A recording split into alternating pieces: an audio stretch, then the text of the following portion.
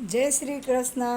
आज આપણે સિમ્પલ પહેલાં કુર્તી કેવી રીતના કપડાને ફોલ્ડ કરવાનું, કેવી રીતના એમાં ડ્રોઈંગ કરવાનું, શોલ્ડર લઈને એટલે હું તમને આજે ડેમો ખાલી નાના કાગળિયા ઉપર કેવી રીતના એમાં સેટ કરવાનું, કાપડને કેવી રીતના ફોલ્ડ કરવાનું એ બધું હું તમને શીખવાડું. તમે શીખો. હું તમને એક નાનું ડેમો ને એક મોટું ડેમો એવી રીતના કાગળ ઉપર ને કાપડ ઉપર બધા ઉપર હું તમને કરીને બતાવીશ, શીખવાડીશ.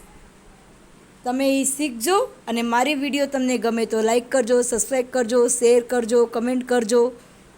તમને મારું શીખવાડવાનું કેવું લાગે છે? તમે હજી મારા વિડીયો પહેલાં તમે બહુ જ જોતા હતા, હમણાં તમે મારા વિડીયો જ તમે વોચ નથી કરતા. મારું 100 ડેનું ક્લાસ તમને મને લાગે નથી ગમતું, એટલે મારા 100 ડેના ક્લાસમાં તમે મને સપોર્ટ આપો અને મારી વિડીયોને તમે જુઓ અને મારી વિડીયો તમને કેવું લાગે તમે મને કમેન્ટમાં કહો. હું તમને ઇઝી મેથડ ઉપર શીખવાડીશ. ટિપ્સ આયરે તમારી બુટિકને કેવી રીતના આગળ વધારો, બધી રીતે નાનાથી આપણી બુટિક કેવી રીતના તમે મોટું કરી શકો, હું બધી રીતે હું તમને શીખવાડીશ.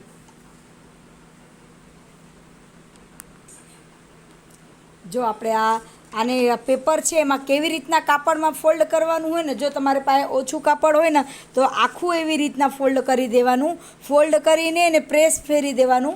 અને તમારા પાસે વધારે કાપડ છે ને તો અહીંયા બાજુ તમારે જેટલું ચેસ્ટનું માપ ને છાતીનું માપ ને ચેસ્ટનું માપ તમે લીધું, કમરનું માપ લીધું, તમે પછી સીટનું માપ લીધું, જી માપ તમારે વધારે હોય, જેમ કે છાતીનું માપ હોય, કમરનું માપ હોય, સીટનું માપ હોય, 3 માપ આવે, 3 માપનું જી માપ વધારે આવે ને એ જ માપમાં આપણે કપડું ફોલ્ડ કરવાનું.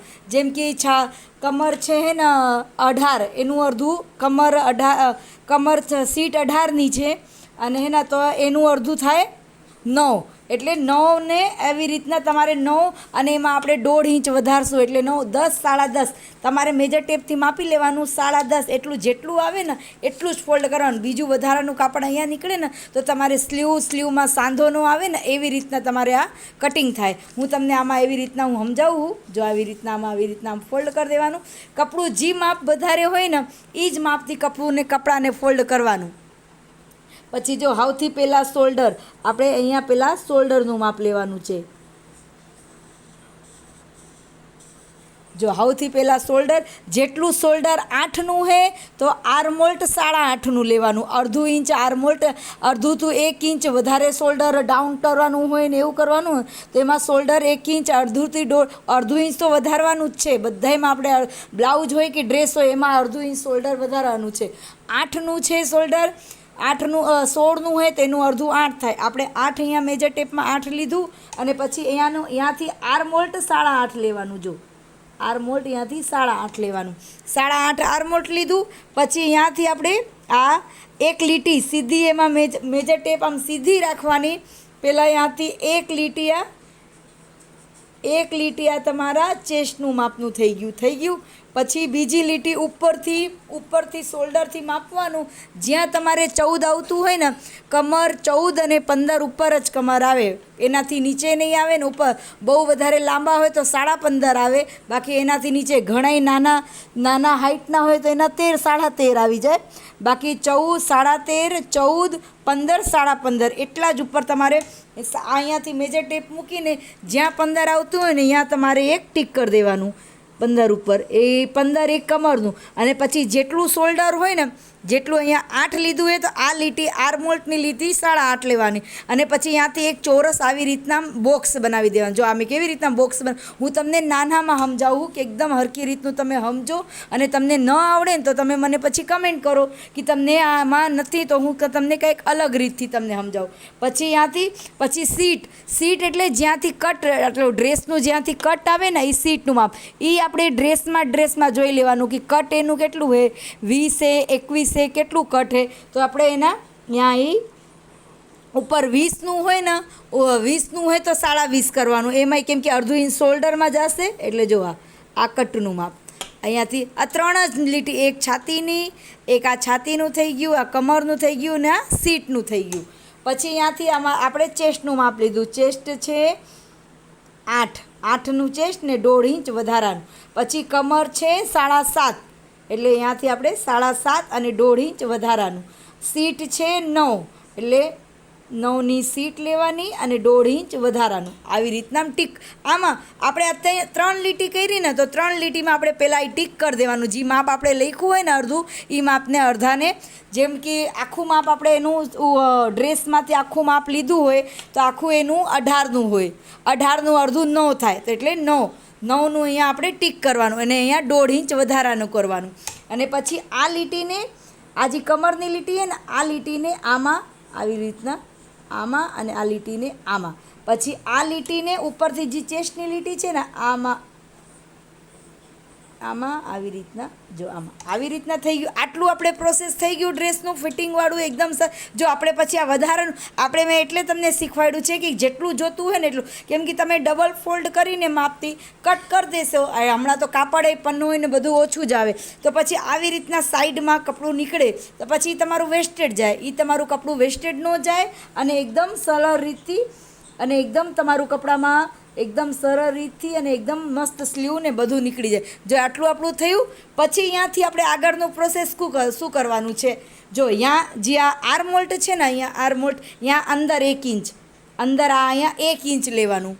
આપણે હું બ્લાઉઝમાં અડધું ઇંચ શીખવાડું અને ડ્રેસમાં 1 ઇંચ, કેમ કે આર્મહોલ્ટ એમાં વધારે, બ્લાઉઝમાં આર્મહોલ્ટ ઓછું હોય અને ડ્રેસમાં આર્મહોલ્ટ વધારે, કેમ કે ડ્રેસ આપણે ઉપરથી પહેરવાનું હોય ખોલા અને બ્લાઉઝને આપણે બટન ને એવું બધું ખોલીને એટલે એમાં આર્મહોલ્ટ ઓછું એકદમ બાજુમાંથી ફિટિંગ હોવું જોઈએ અને ડ્રેસમાં એટલું ફિટિંગની થોડું ખુલતું હોવું જોઈએ. એટલે ડ્રેસનું આર્મહોલ્ટ મોટું હોય અને બ્લાઉઝનું આર્મહોલ્ટ ઓછું હોય.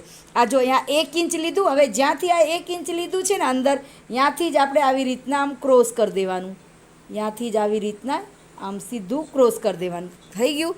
હવે ત્યાંથી જ આપણે ત્યાં અંદર લીધું છે ને ત્યાંથી જ આપણે 1.5 ઇંચ ઉપર લેવાનું. ત્યાંથી જ આવી રીતના 1.5 ઇંચ ઉપર લઈ લેવાનું અને ત્યાંથી જ ગોલ શેપ આપી દેવાનું. જો આ અંદરની જે લીટી છે ને ત્યાંથી જ આપણે સેજ આવી રીતના ગોલ શેપ આપી દેવાનું.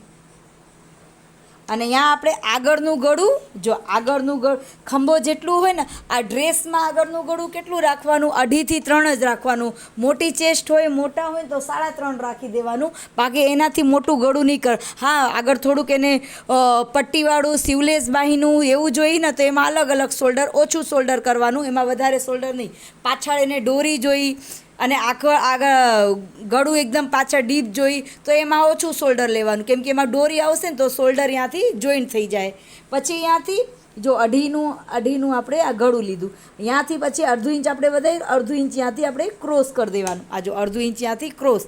હવે ત્યાંથી 6.5 થી 7નું જ ગળું આવે. આગળનું ગળું 6.5 અને 7 જ આવે. તો જો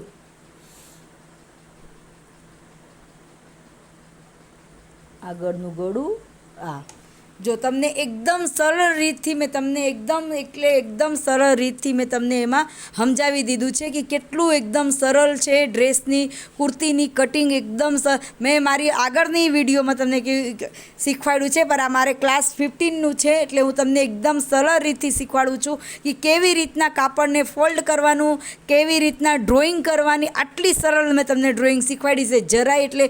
જરાય અઘરું જ નથી. તમે જોજો. જો આમાં હમણાં તમે મારી લાઈવ વિડીયો તમે કમેન્ટમાં મને કહો તમે આટલા વાગે તમારે શીખવું છે શું છે ને, તો હું તમને લાઈવ વિડીયોમાં હું તમને બધું કટિંગ ને આવાજ હાઈરે કટિંગ હાઈરે તમે કમેન્ટમાં કહેશો તો હું તમને એવી રીતના તમને બધું લાઈવ વિડીયોમાં હું તમને શીખવાડીશ કે કેટલા ટાઈમે તમે લાઈવમાં તમે રહેશો. એ ટાઈમે હું તમને લાઈવ આવીને મને જ્ઞાનકુલતા થશે તો એ ટાઈમે હું તમને લાઈવ આવીને તમને લાઈવમાં તમને કટિંગ ને બધું તમને હું શીખવાડીશ કે કેવી રીતના સીવાનું, હું તમને કેવી રીતના કઈ વસ્તુ કેવી રીતના જોઈન્ટ કરવાનું, શોલ્ડરને કેવી રીતના, જો આ શોલ્ડરને કેવી રીતના જોઈન્ટ કરવાનું, ગળું કેનવાસ ઉપર કેવી રીતના કરવાનું, આર્મહોલ્ટ કેટલામાં કેટલું. જરાય ગણિતવાળું કાંઈ હે જ નહીં કે આપણે એટલું બધું ગણિત આવશે, શું આવશે, નહીં મને આવડશે એવું કાંઈ હે જ નહીં. જો અમે આમાં પેપરમાં જ કેવી રીતના જો એવી તમને શીખવાડ્યું છે ને સેમ એવી જ રીતના જો આ નીચે આ લીટી છે ને, આ લીટી આ સીટની છે, આ કમરની છે અને આ અહીંયાથી આ આખી આ લીટી છાતીની, આ લીટી આખી છાતીની છે. જો છાતી, કમર ને સીટ. પછી આગળનું જો આવી રીતના મેં ગળું કરી દીધું છે. જો આવી રીતના પેપર ઉપર આવી રીતના જો પાન ગળું આવી રીતના મેં ગળું કરી દીધું છે. હવે આમાં તમને હું કટ કરું અને કટ કરીને તમને સમજાવું જો કેવી રીતના મેં કર્યું છે. જો હું તમને એકદમ સરળ એટલે એકદમ સરળ રીતથી તમને શીખવાડીશ અને તમને ખાલી એટલી પ્રોમિસ કરવી પડશે, મારી વિડીયોને શેર કરો, લાઈક કરો અને મારી વિડીયોમાં કમેન્ટ કરો. તમને કેવું લાગે છે મારું શીખવાડવાનું ક્લાસ, તમને કેવું લાગે છે એ તમે મને કમેન્ટમાં કહો. હું તમને હજી હરખી એકદમ સરળ એટલે એકદમ સરળ રીતથી તમને શીખવાડીશ. જો પછી અહીંયાથી આપણે આગળનું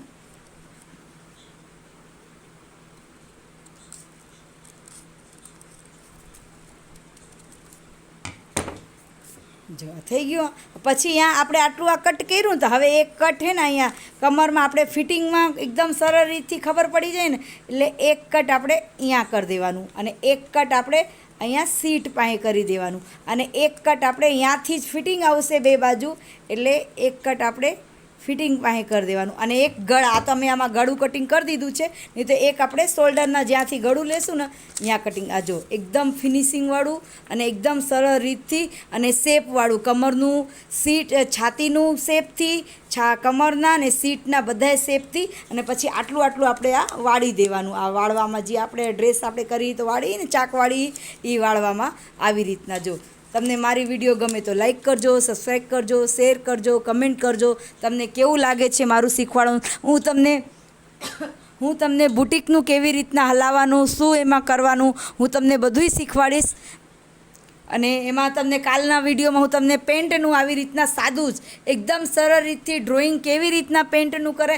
જો હવે આ તમે જોઈ લીધું ને, હવે હું તમને કાપડ ઉપર એ કરીશ કે કેવી રીતના કાપડ ઉપર કરીને પછી કટ કરવાનું. એ હું તમને શીખવાડીશ કે કાપડ પાથરીને કેવી રીતના ડ્રોઈંગ કરીને આવી જ. આ તમને કાપડ ઉપર ડાયરેક્ટ નથી સમજાતું એટલે મેં નાનું તમને પેપર ઉપર નાના કાગળિયા ઉપર તમને સમજાવ્યું છે. મારી વિડીયોને લાઈક કરજો. જય શ્રી કૃષ્ણ.